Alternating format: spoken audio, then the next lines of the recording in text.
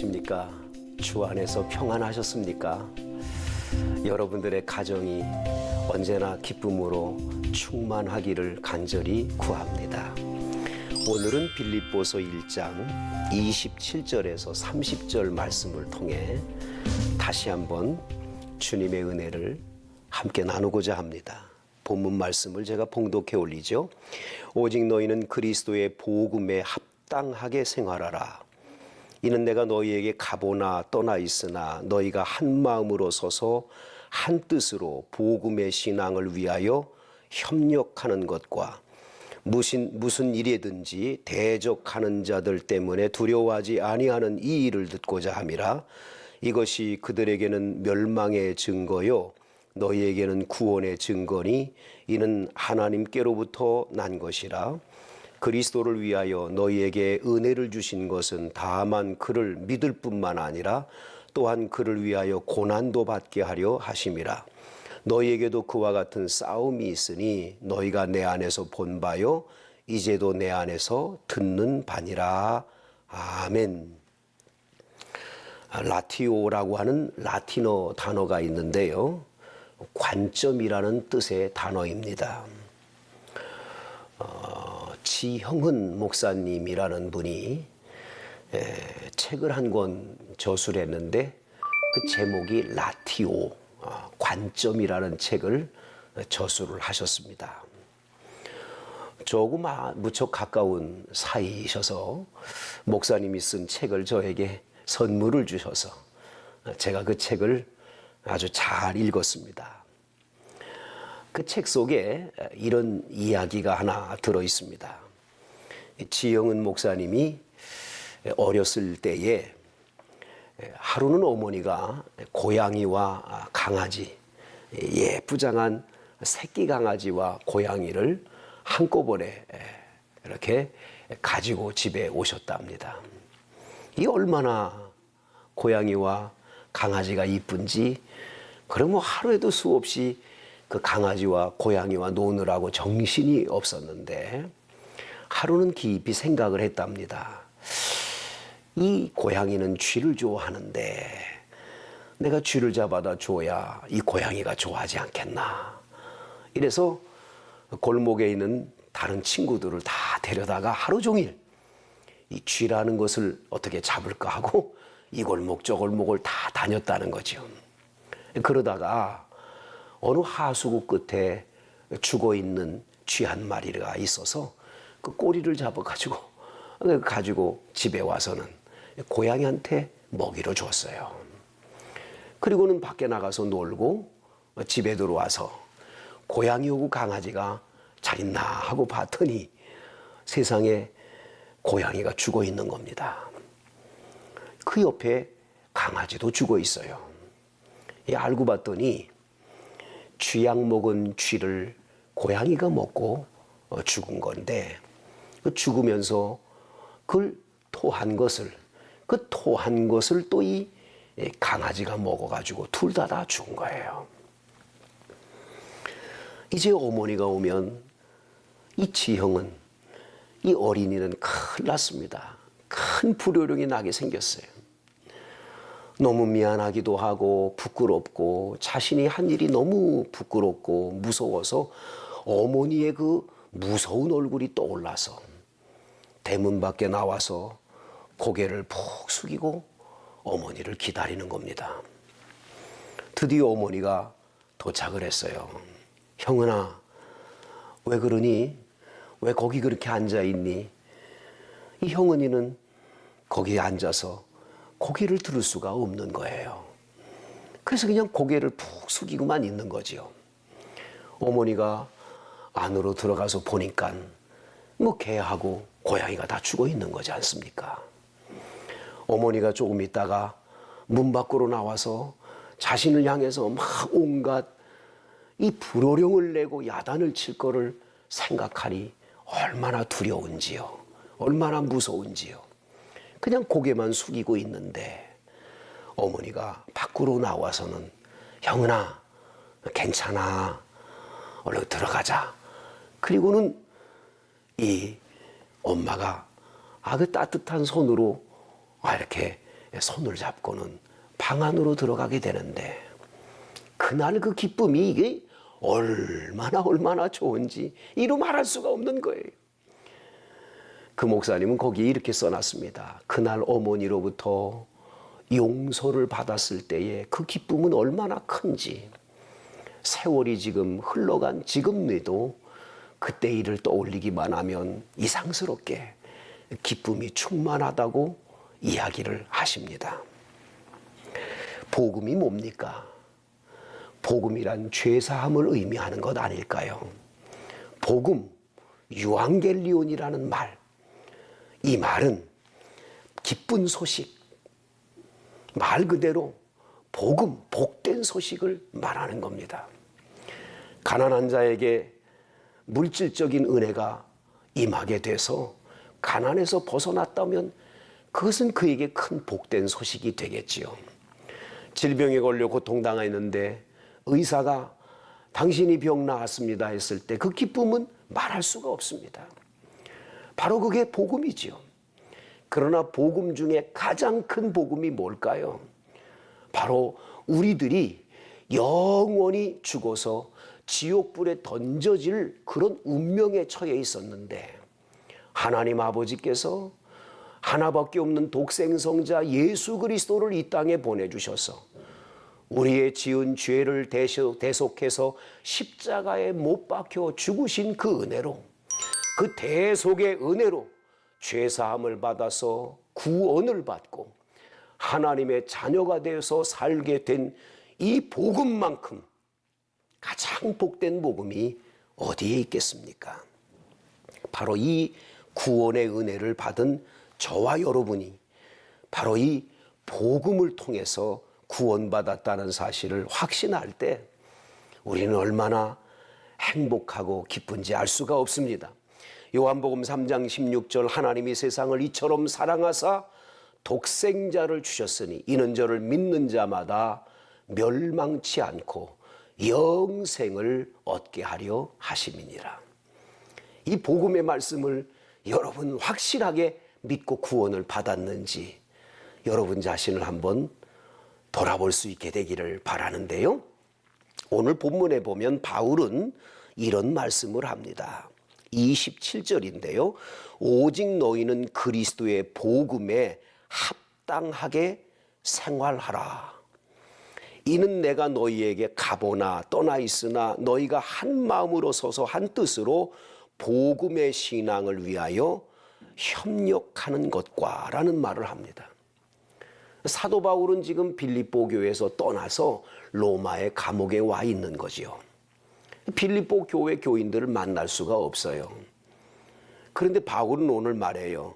내가 떠나 있으나 너희와 함께 있으나 너희들이 복음 신앙을 위해서 나와 협력하고 있는데 너희들은 복음에 합당한 생활을 하라고 말씀을 합니다. 우리가 예수를 믿고 구원받아서 이 복음을 통해서 구원받은 하나님의 백성들이 되어 우리는 하늘나라의 시민권을 가진 자지요.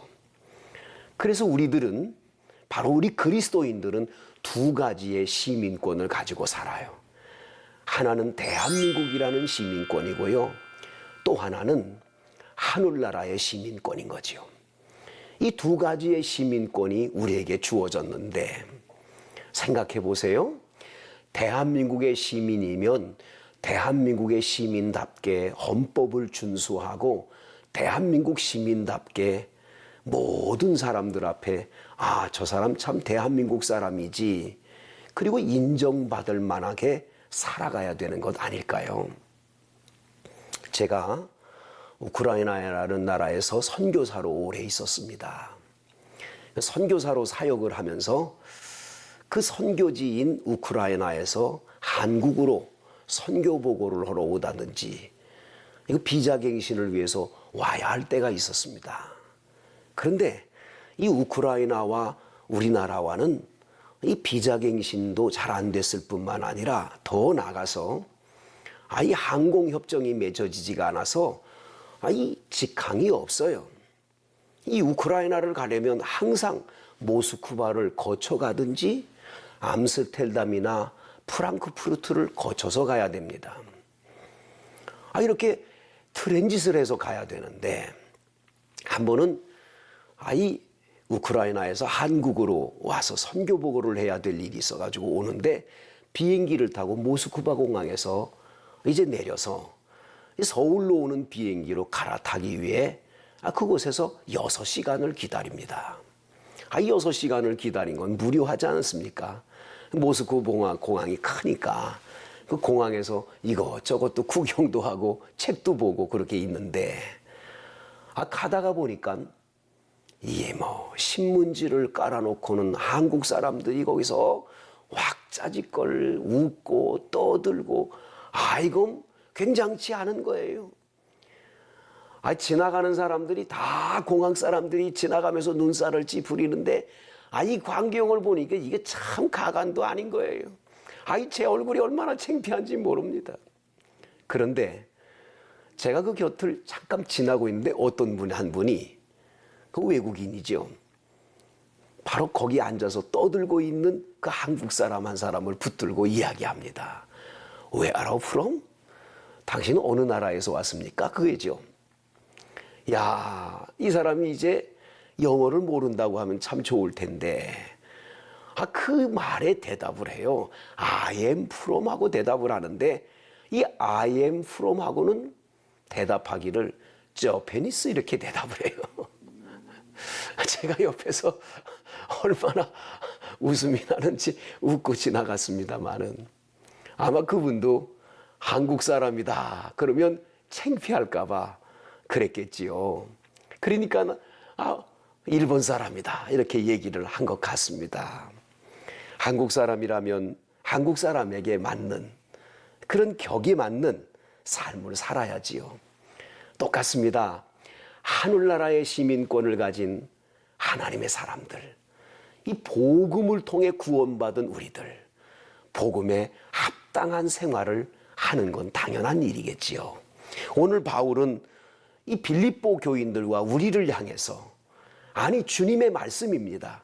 너희는 복음에 합당한 생활을 하라고 말씀을 하고 있는 거, 이 말씀을 우리는 꼭 기억을 해야 할 것입니다. 자, 그러면 복음에 합당한 생활이란 어떤 걸까요? 오늘 본문에서 해답이 나와 있는데요, 첫 번째가 두려움이 없는 거라는 걸 말씀을 합니다. 두려움이 없는 생활. 여러분, 오늘 본문 말씀에서 보시면 다 같이 한번 28절을 보겠어요. 무슨 일에든지 대적하는 자들 때문에 두려워하지 아니하는 이 일을 듣고자 함이라. 이것이 그들에게는 멸망의 증거요 너희에게는 구원의 증거니 이는 하나님께로부터 난 것이라. 그렇습니다. 예수 그리스도를 믿는 신앙인들, 이 복음을 듣고 그 복음의 말씀을 그대로 믿음으로 구원을 받은 하늘나라의 시민권을 가진 그리스도인들은 첫 번째 가져야 될 복음에 합당한 생활이란 뭐냐? 두려움이 없는 거예요. 이 두렵다. 이것이 어디서부터 오는 겁니까? 사실은 하나님 아버지가 나와 함께 계시고 내 곁에 늘 내 삶의 주인이 되셔서 나와 동행하고 계신다는 걸 믿는다면 두려울 것 하나도 없겠지요. 결국은 믿음의 문제입니다. 하나님 아버지가 함께 한다는 걸 믿으면 두려울 이유가 하나도 없는 거예요. 어느 정신병 정신의학자 한 분이 쓴 글에 현대인의 병을 조사해 보면 실제로는 병이 없는데도 병이 있다고 생각하는 분들이 많대요. 이게 아는 게 병이라고요? 좀 사람이 먹고 난 다음에 이게 소화가 잘 안 된다든지 밤에 조금 잠을 못 잤다든지 그럴 수 있거든요. 근데 이게 암에 걸린 거 아니냐, 이게 분명히 큰 병 걸린 것 같다, 이러면서 많은 분들이 의사를 찾아오고 병원을 찾는 경우가 많대요. 그래가지고 이것저것 다 이게 이제 그 병이 있는지 없는지 진단을 다 해보고 이게 종합검진까지 다 받았는데 아무 병이 없어요. 그러면 이제 끝에 가서 누구에게 이부 환자들을 보내냐? 바로 이 정신과 의사에게 보내는 거예요. 이건 정신 문제다 해서 보낸다라는 거죠. 그런데 이 정신의학자가 쓴 글에 이런 글이 있습니다. 현대인들이 가지고 있는 가장 큰 병 중에 하나는 두려움이다. 근심과 염려도 큰 병이 되지만 가장 큰 병은 두려움이라는 거예요. 왜 두려움이 옵니까? 왜 평안이 없습니까? 막연하며 미래에 대한 두려움이 있어요. 앞으로 내가 어떻게 될 건가? 어떤 사람은 50대인데 내가 직장에서 이제 그만두고 은퇴를 하고 나면 내 은퇴 이후에는 어떻게 살 것인가? 염려 걱정이 되지요. 그래서 그거에 대한 염려 걱정을 하다가 결국은 이 두려움이 마음에 꽉 차는 거예요. 이거를 해결할 길이 없으니까 많은 분들이 이 두려움 속에서, 공포감 속에서 그렇게 스스로가 질병에 걸렸다고 생각하고 사는 분들이 많다라는 거죠. 우리는 구약성경 창세기에 야곱이라는 사람을 잘 압니다. 아버지 이삭과 어머니 리브가를 이제 속이고 야곱은 아버지에게 형 에서의 장자의 직분을 빼앗습니다. 사실은 팥죽 한 그릇으로 형 장자의 명분을 빼앗고 나중엔 축복도 빼앗습니다. 이 일 때문에 에서는 야곱을 죽이려고 합니다.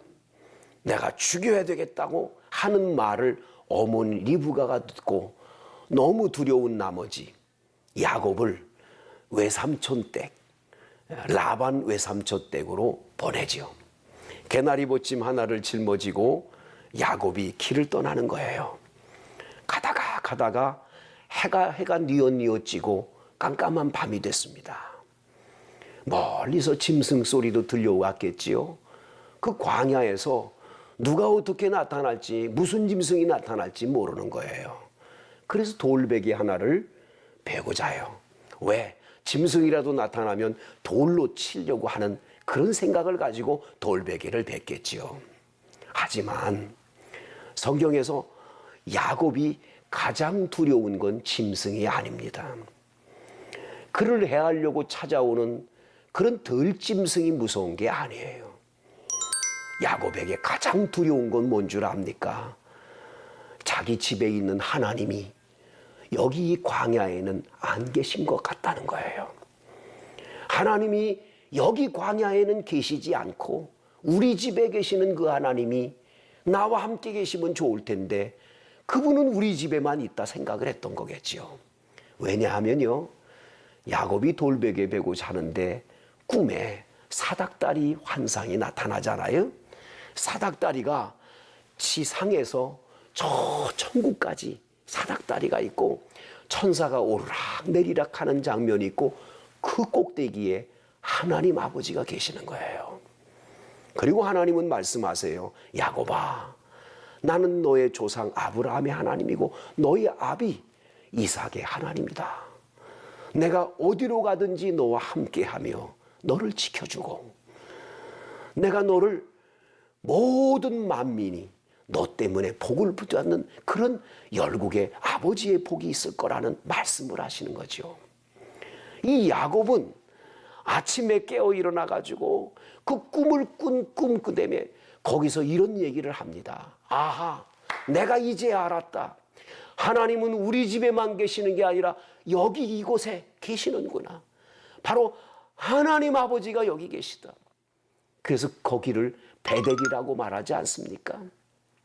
하나님의 집이라는 거예요. 하나님이 같이 계시다라는 거예요. 하나님이 함께하면 두려움이 없어요. 두려워할 이유가 하나도 없어요. 왜? 주님이 함께 하시기 때문인 거죠. 하나님이 함께하면 무엇이 두렵습니까? 이사야 41장 1절 말씀에 보면 야곱아 너를 창조하신 여호와께서 이제 말씀하시느니라. 이스라엘아 너를 조성하신 자가 이제 말씀하시니라. 내가 너를 구속하였고 내가 너를 지명하여 불렀나니 너는 내 것이라. 내가 물 가운데로 행할 때 함께 할 것이라. 강을 건널 때 물에 침몰치 못하게 할 것이며 불꽃이 너를 사르지 못하게 하리니 대전하는 여호와 내 하나님이며 내가 너를 보배롭고 존귀하게 여기며 내가 너를 사랑한다고 말씀하고 계시지 않습니까? 이 하나님 아버지가 함께 하시기에 여러분은 두려울 이유가 하나도 없다는 거예요. 복음성가 가운데 여러분 이러한 복음성가 한번 제가 부를 테니까 들어보시겠어요? 새벽닭 울 때 난 두려웠어. 풍랑이 일면 난 무서웠어. 그러나 이젠 두렵지 않아. 이 세상 끝까지 주님을 위하여 죽을 텐데 수없이 많은 사람들 위해 당신이 바친 고기 아니세. 영원히 당신과 함께 있고파 사랑의 십자가를 맞이하는 성도 여러분, 우리가 인생길을 걷다 보면 우리를 괴롭히고 힘들게 하는 사람을 만날 때가 있지요. 저희 교회 권사님 한 분은 늦은 나이까지 공무원 생활을 하셨습니다. 이제 은퇴를 얼마 안 남은 상태인데 그 위에 있는 상사가 그렇게 힘들게 합니다. 너무 어렵게 합니다. 이분이 아침에 일어나서 그 직장을 딱 나가려고 그러면 가슴이 답답해집니다. 두려움에 떠는 거지요. 이 두려움 속에서 매번 아침 출근을 해야 하니 얼마나 힘들었겠습니까? 한 번은 제가 신방을 갔더니 울면서 얘기를 해요. 너무 마음이 아프다는 거죠. 너무 힘들고 두렵다는 거예요. 그런데 이 권사님이 얼마 후에 너무 기쁨이 충만해서 찾아와서 저한테 목사님 기도해 주셔서 너무나 잘 됐습니다. 그렇게 말씀을 하세요.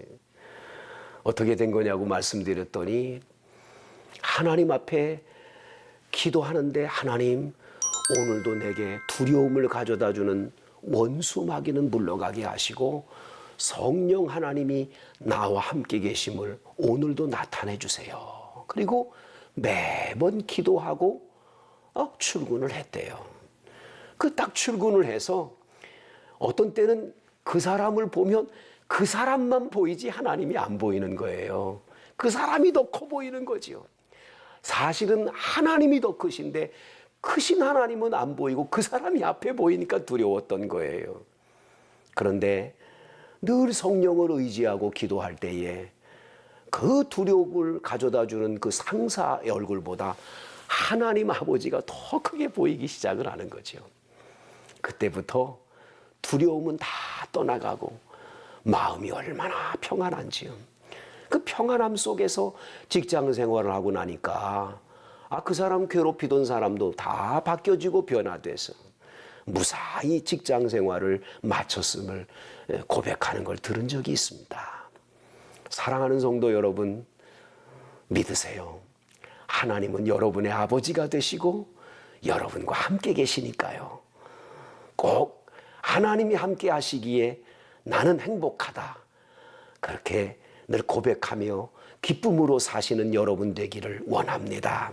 두 번째, 이 복음에 합당한 생활을 하라고 했는데 본문에서 29절을 보시면 그리스도를 위하여 너희에게 은혜를 주신 것은 다만 그를 믿을 뿐 아니라 또한 그를 위하여 고난도 받게 하려 하심이라 그랬어요. 하나님은요, 우리를 두렵게 하는 이 고난도 주시고 때로는 우리들에게 여러 가지 환경 조건에 어려운 일도 있습니다만은 하나님은 우리에게 은혜라는 걸 주신다는 거예요. 그래서 복음에 합당한 생활이란 첫 번째 두려움이 없는 거고 두 번째는 뭔 줄 아세요? 하나님의 은혜 가운데 사는 거예요. 은혜라는 단어, 카리스, 이 단어의 뜻은 뭐지요? 값없이 주시는 하나님의 선물을 말해요. 근데 이 값없이 주시는 하나님의 선물인 은혜는 받을 자격이 있어서 하나님이 주시는 건 은혜가 아니에요. 우리는 도저히 받을 자격이 없어요. 우리는 황송해서 하나님 앞에 받을 자격이란 하나도 없는데 하나님이 우리들에게 베풀어 주시는 거예요. 이게 은혜입니다. 주님께서는 우리의 삶에 늘 은혜를 베풀어 주십니다. 하나님 아버지가 주시는 이 값없이 주시는 선물인 은혜, 이 은혜를 여러분 매일매일 늘 생각을 하고 한번 하나님 주신 은혜를 더듬어 보시기를 바랍니다. 특별히 하루 종일을 살고 이제 주무시는 시간이 됐을 때 우리는 딱 주무시는 시간에 뭐부터 생각하냐? 오늘 하루 기분 나빴던 일, 속상했던 일, 오늘 하루 정말 좋지 않았던 일들, 이런 것들만 떠올리고 기분 나쁜 채로 하루를 마감하면서 잠자리에 드는 분들이 의외로 많아요. 그런데 그리스도인은 그런 게 아니에요. 하루 종일을 살고 딱 저녁에 잠자리에 들기 전엔 하나님이 오늘 나에게 어떤 은혜를 베풀어 주셨는지 그 은혜를 한번 떠올리면서 감사하고 기쁨이 충만해서 감사 기도를 드리고 주무셔야 이게 옳은 거지요. 많은 분들이 다른 사람의 단점을 많이 봐요. 사실은 다른 사람에게 장점이 많거든요. 아내와 남편 사이도 마찬가지요. 우리가 다 나쁜 것만 있는 거 아니지 않습니까? 내 아내가 나를 위해서 얼마나 희생했고 얼마나 고마운가. 늘 그 생각하면 고맙고 감사해요. 그 은혜를 생각하면 감사할 일이 많아요. 하나님 아버지도 마찬가지입니다. 하나님 아버지 나에게 준 게 뭐 있습니까? 하나님은 나에게 아무것도 준 것이 없습니다. 주님 다른 사람에게 많이 주면서 왜 나에게는 안 주십니까? 이러면서 불평하는 분들 많은데 아니에요. 하나님 주신 은혜가 얼마나 크고 놀라운지 몰라요. 죄송하지만 저는요, 딱 목회하고 이 생활하다가 뭘 어려운 일이 딱 닥치지 않습니까? 이게 어려운 일이 딱 오면 제가 하는 게 한 가지가 있어요. 그게 뭐냐면 컴퓨터 앞에서 앉아가지고 제 어렸을 때부터 지금까지 살아온 생애를 쭉 써봅니다. 초등학교 다닐 때 오토바이 사고가 나서 저는 세상 떠나는 줄 알았어요. 살려주셨거든요. 그걸 씁니다. 그때 하나님이 살려주셨지요. 감사합니다. 중학교 때 시절에 있었던 일들, 고등학교 시절에 있었던 일들 쭉 써가면서 지금까지 살아온 일들을 쭉 써가면서 내가 죽을 뻔한 고비를 얼마나 넘겼고 그 어려운 고난을 얼마나 넘겼나 그걸 쭉 쓰다 보면요, 하나님이 너무나 많은 큰 은혜를 제 인생에 주신 거예요. 그 쓰다가 눈물이 잘 흘러요. 그 은혜가 너무 감사해요. 그 너무너무 고맙고 감사해서 눈물을 닦으면서 제가 딱 결론을 내리는 게 뭔 줄 아십니까? 이거 지금 내가 당하는 어려운 거 이거 별거 아니야. 옛날에는 이거보다 더한 게 있었는데 주님이 그거 다 해결해 줬거든. 지금 이거 아무것도 아니야. 주님께서 다 해결해 줄 거야. 이거 확실히 오는 거예요. 그래서 찬송가 301장 찬송, 지금까지 지내온 게 주의 크신 은혜라. 이 찬송가의 가사를 더듬어 보세요. 지금까지 지내온 게 주의 크신 은혜예요. 그리고 몸도 마음도 연약하나 새 힘을 받아 살아요. 그리고 3절 찬송가에 보면 우리가 이제 어디로 가요?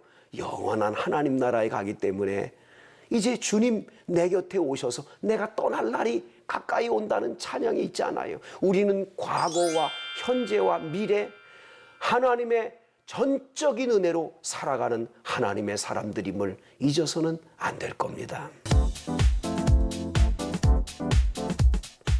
제가 우크라이나에 선교사로 있을 때 있었던 일입니다. 한 번은 매달 저에게 생활비로 우리 총회에서 생활비가 와야 돼요. 각 교회에서 모금한 것을 총회 세계선교부에 보내면 그거를 저에게 보내줘서 그걸 가지고 생활을 하게 돼 있는데, 이 생활비를 저에게 보내줘야 될 이 총회 세계선교부 간사 이분이 자신이 여름 휴가를 간다고 가는 바람에 저에게 보내줘야 될 이 생활비가 오지를 않은 거예요. 자, 이 한 달을 살아야 되는데 제가 그때 또 바포를 했습니다. 이 가난하고 불쌍한 사람들, 이거 바포하면서 이거 뭐 수프 끓여주고 빵 사다 주면서 이런 일을 했는데 이거 우리 집 식구들까지도 먹을 것이 없을 정도가 된 거예요. 돈이 안 왔으니까 말이죠. 난감합니다. 수차례 전화를 하고 이랬는데 총회 세계선교부에서 나 몰라라예요. 참 이 답답한 일입니다. 저도 답답한 게 적어도 한 달 정도의 생활비 정도는 그 집에 놔둬야 되는데 이걸 홀랑 다 나눠주고 마니까 없는 거잖아요. 자, 이 난감한 일이 벌어졌는데 하루는 그 쉼페로폴이라는 공항에서 전화가 왔습니다. 전화를 받았더니 그 공항에 한국 사람들이 지금 붙잡혀 있다는 거예요. 네가 와서 통역을 좀 해달라고 부탁을 하는 겁니다. 이래가지고 공항을 갔지요. 갔더니 서울에 그 어느 교회에 이 선교팀들이 왔는데 들어오면서 너희들 왜 여기 우크라이나 왔느냐, 그냥 그러면 관광하러 왔다 이렇게 쓰면 될 거를 선교, 미셔너리라고 해 선교하러 왔다고 이걸 쓴 거예요. 이래가지고 이 사람들 이상하다, 그래 붙들린 겁니다. 그래 제가 거기서 통역을 잘해가지고 이 사람들이 아마 나를 만나러 온 것 같다고, 그런데 이거 잘못 쓴 것 같으니까 내가 다 이분들 모시고 할 테니까 좀 너희들이 이해를 해달라. 이래가지고 이분들을 모시고 집에 왔어요.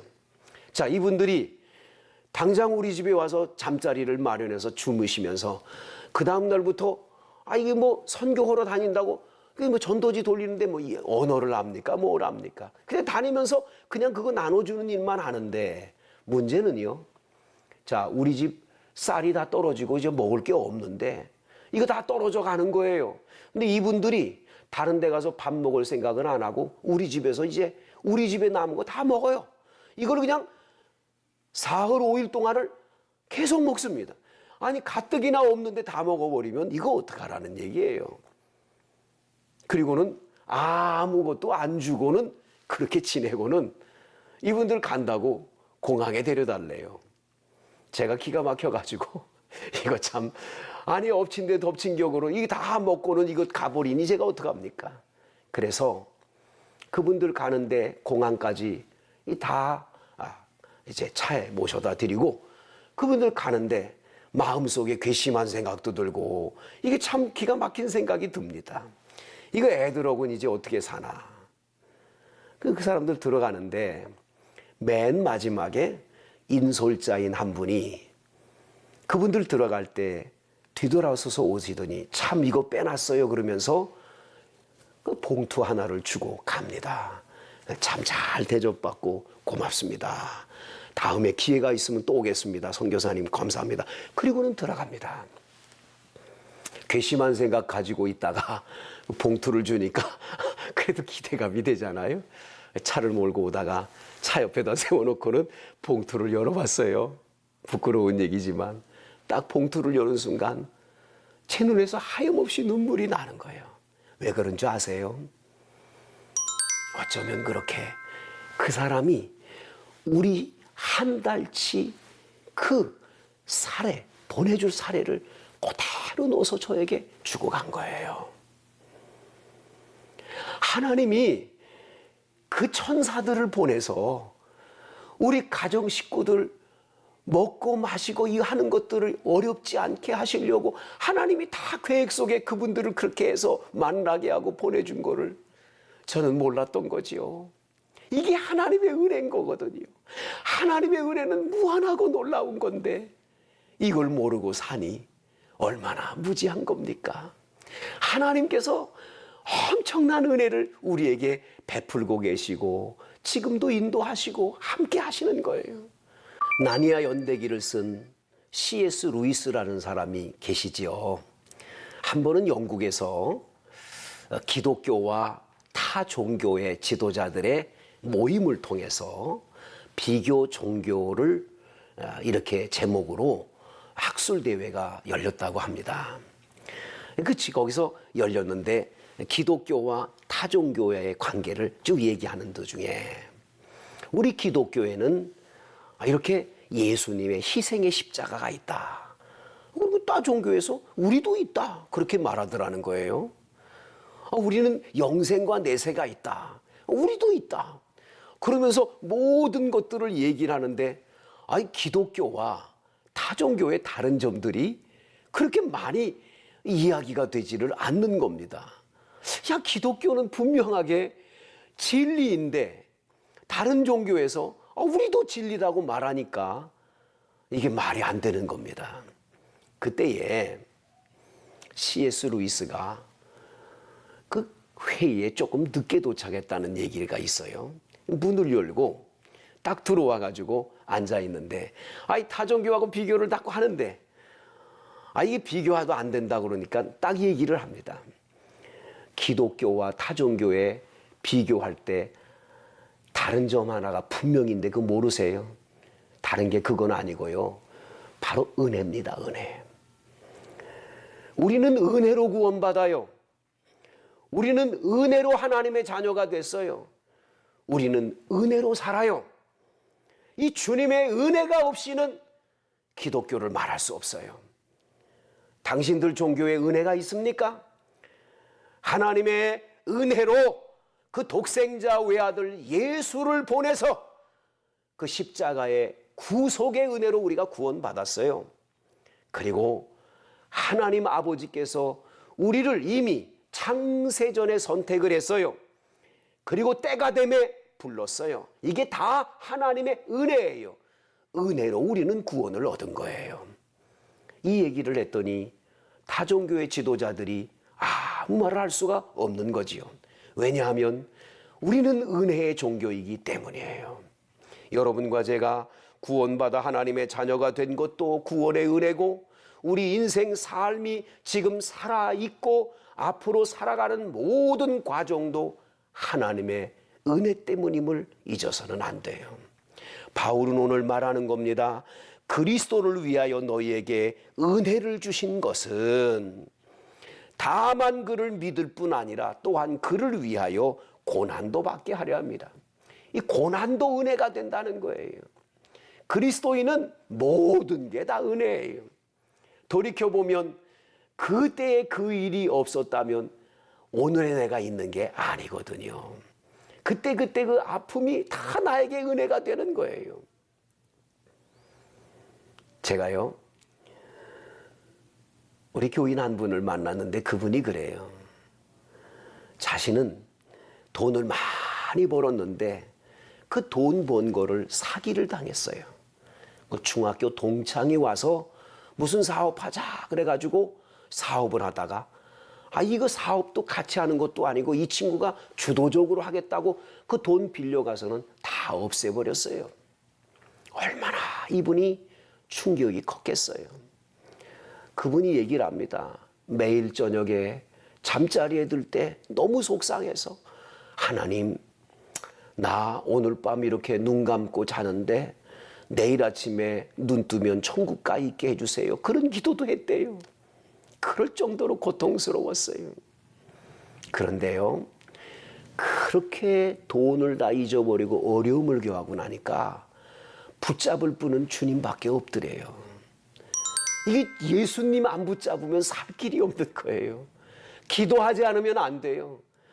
하나님하고 주님 붙잡지 않으면 살 길이 없는 거예요.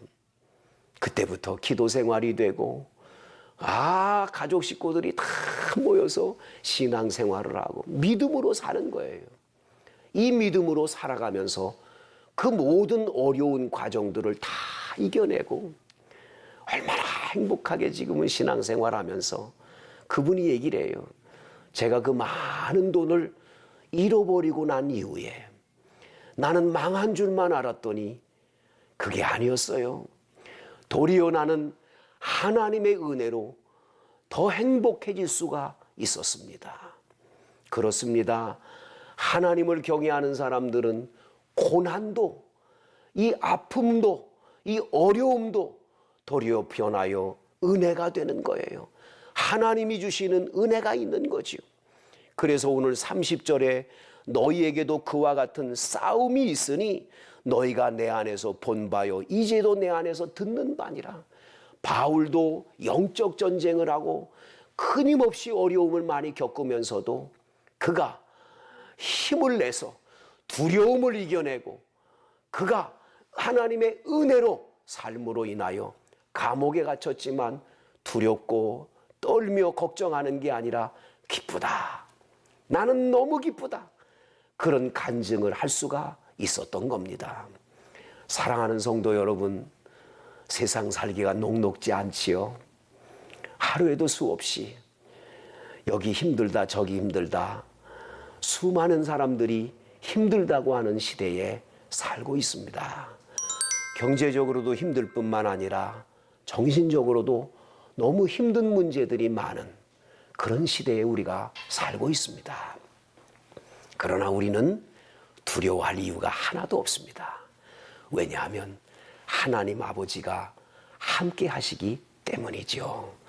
그리고 더 나아가서 그 주님께서 우리에게 은혜를 베풀어 주시기 때문입니다. 이 하나님의 은혜를 굳게 믿고 하나님이 주시는 그 은혜와 힘으로 날마다 찬송하며 기도하며 기쁨으로 생활하세요. 그러면 두려움이 물러가고 여러분의 삶에는 아버지가 주시는 풍성한 은혜가 가득해서 할렐루야 찬송이 저절로 나는 그런 삶이 이루어지게 될 것입니다. 마지막으로 한 가지 예화의 말씀 한 가지만 드리고 마친다면요. 제가 우리 교회 성도 가운데 한 분을 아는데요. 그분은 정말로 남들이 볼 땐 불행한 분이에요. 본인이 아픕니다. 남편도 뇌졸중으로 아파서 지금 요양병원에 있어요. 맏아들 아이는 뇌종양이에요. 둘째 아들은 신장이 상해서 투석을 받고 있어요. 엎친 데 덮친 격으로 딸도 암에 걸렸어요. 그리고 다른 딸은 시집을 갔다가 이혼을 당했어요. 이분 앞에는 행복하다 간증할 것이 하나도 없어요. 제가 그 권사님 댁에 신방만 가면 눈물 없이는 예배를 못 드려요. 너무너무 힘드니까요. 그런데 그분 댁에 가서 예배를 드리고 나면 그분은 언제나 박수를 치면서 할렐루야 행복하다 합니다. 주일날 예배당에 와서도 늘 행복하다 하십니다. 이분은 방언으로 늘 기도를 하신대요. 방언 기도를 마친 다음에 방언 통역 기도를 자꾸 할 때마다 자신에게 주님의 성령께서 얼마나 은혜를 베풀어 주시는지 그렇게 기쁘다는 거예요. 저는 그 권사님을 보기만 하면 부끄러움이 그지 없어요. 하나님이 함께하는 사람은 조건을 보지 않아요. 환경을 보지 않아요. 하나님 그분만 보지요. 성령님 그분의 음성만 듣습니다. 우리 주님만 바라봅니다. 그것만이 우리가 행복한 길인 거죠. 여러분